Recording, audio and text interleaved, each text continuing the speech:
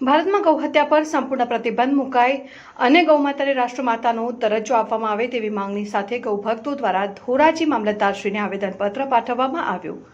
વૃંદાવનથી જેનો પ્રારંભ થતો હતો અને હવે દેશવ્યાપી અભિયાન જે ગૌ સન્માન આહવાન અભિયાન આખા દેશમાં ચાલી રહ્યું છે, ત્યારે ધોરાજી ગૌભક્તો દ્વારા આજે ધોરાજી મામલતદાર કચેરી ખાતે બધા એકત્રિત થઈને ધોરાજી મામલતદારશ્રીને આવેદનપત્ર પાઠવવામાં આવ્યું હતું, જેમાં દેશના વડાપ્રધાન અને રાજ્યપાલ અને રાષ્ટ્રપતિ અને મુખ્યમંત્રીને સંબોધન કરતા અને ભારતમાં ગૌહત્યા પર સંપૂર્ણ પ્રતિબંધ મુકાય અને ગૌમાતાને રાષ્ટ્રમાતાનો દરજ્જો આપવામાં આવે તેવી માંગ સાથે લાખો અને હજારોની સંખ્યામાં સહી કરીને પત્રો લખતા આવેદનપત્ર પાઠવવામાં આવ્યું હતું.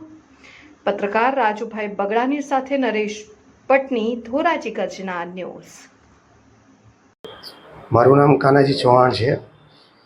આખા ભારતની અંદર ગાય માતાને રાષ્ટ્રમાતા બનાવવા માટે સંતો દ્વારા એક અભિયાન ચાલી રહ્યું છે. આખા ભારતમાં 27 તારીખે આવેદનપત્ર મામલતદારને દેવાઈ ગયું છે.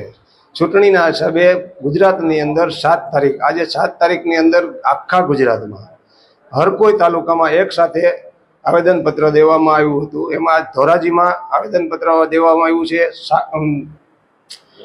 9000 સિગ્નેચર કરી અને અહીંયા મામલતદારને રજૂઆત કરી છે. ગાય માતા રાષ્ટ્રમાતા બને એવી બધાને આશા છે.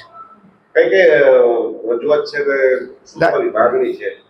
સંતો દ્વારા એવી માંગણી છે, ગાય માતાને રાષ્ટ્રમાતા બનાવો. ગાય છે આપણી માતા છે. એ દ્વારા સંતો જે આપણને આજ્ઞાનું પાલન, આપણને જે આજ્ઞા આપે છે એનું પાલન કરીએ છીએ.